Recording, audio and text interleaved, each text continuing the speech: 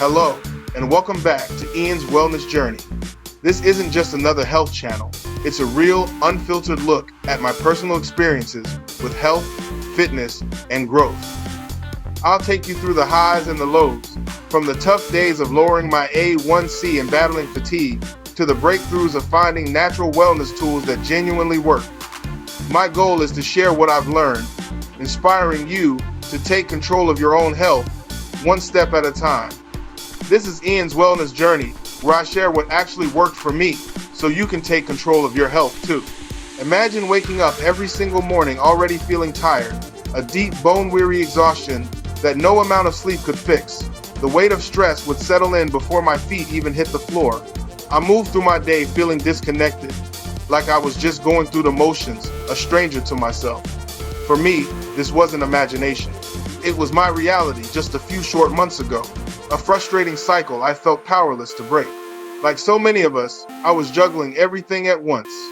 A demanding job that bled into late nights, the beautiful chaos of family responsibilities, and that relentless pressure to keep up with life's impossibly fast pace. My health was the first thing I sacrificed.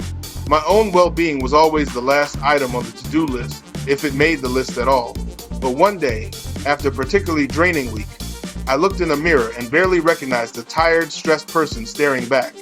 The spark in my eyes was gone. That was my breaking point. I knew right then that I needed a fundamental change, not just another temporary fix. Today, I invite you to join me at the very start of this wellness journey. It began with small, almost insignificant steps, swapping my morning coffee for a walk, preparing one healthy meal a day. These tiny new habits started to stack up, leading to transformative discoveries about my body and mind. So, let's see how this story unfolds together.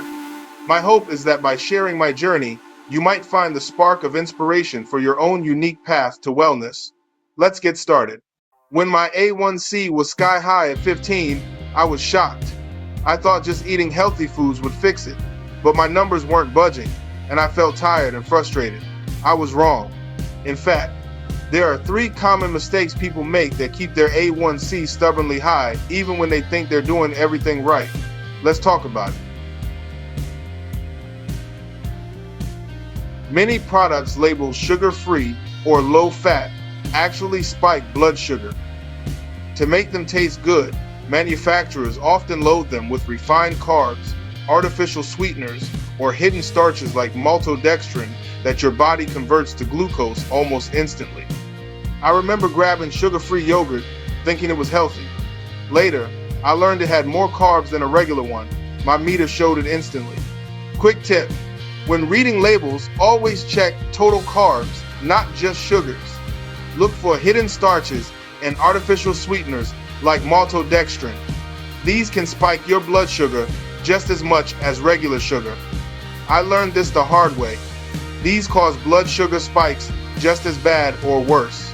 Tip: read nutrition labels and watch total carbs, not just sugar grams.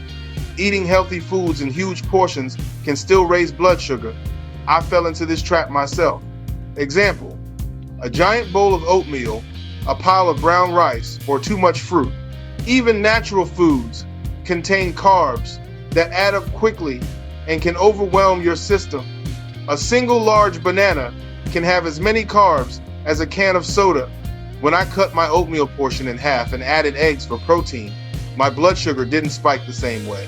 It's not just what you eat, but how much. That's called glycemic load, the total impact of the carbs you eat. Even healthy foods can spike your blood sugar if you eat too much at once. Tip: use the plate method. 1/2 veggies, 1/4 lean protein, 1/4 controlled carbs. Use simple visual portions until you get used to it, like your fist for a serving of carbs. You can eat a perfect diet but still have high A1C if you're sedentary, especially right after a meal. Sitting after meals allows blood sugar to spike and linger because your muscles aren't using that glucose for fuel. Movement acts like a key, unlocking your cells to absorb sugar. I used to get that heavy afternoon slump and didn't realize it was a prolonged sugar spike. Even a 10-15-minute walk after eating can lower blood sugar significantly. One study showed a 10-minute post-meal walk lowered glucose almost as much as some diabetes meds. If walking isn't possible, try some chores, stretching, or light bodyweight moves. The key is to get moving after you eat, even if it's just a little. Tip: build movement snacks into your day. Walks, light stretching, chores. These 3 mistakes kept my blood sugar high for years until I fixed them. If you've been struggling, please know it's not your fault, and you have the power to change it. Remember, it's not just about eating healthy, it's about eating smart in the right portions and pairing it with lifestyle habits that truly lower A1C. It's about creating a sustainable system that works for you. Check out my other video on how I dropped my A1C from 15 to 6.8 in just 90 days. The last mistake? Not tracking. If I hadn't tracked my numbers, I'd never have realized what was working. Whether it's a blood sugar monitor, food journal, or A1C test tracking, keeps you honest and motivated.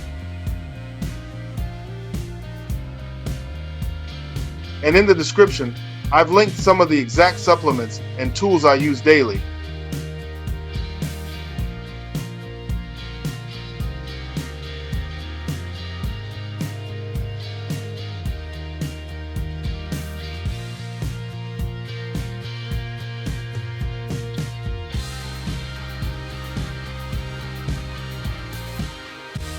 Let's recap.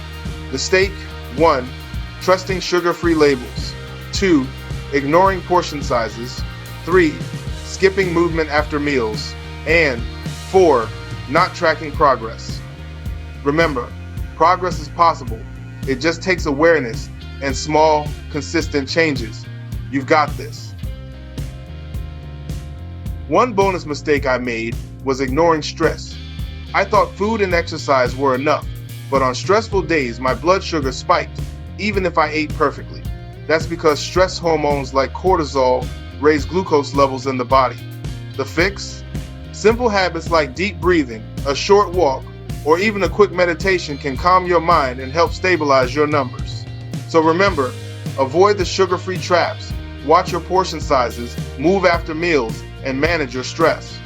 These small changes may seem simple, but together, they can completely transform your A1C. That's how I went from 15 all the way down to 6.8 in just 90 days. If you want to see exactly how I did it, step by step, check out my other video on my 90-day A1C comeback. And in the description below, I've linked the supplements and tools I personally use every day.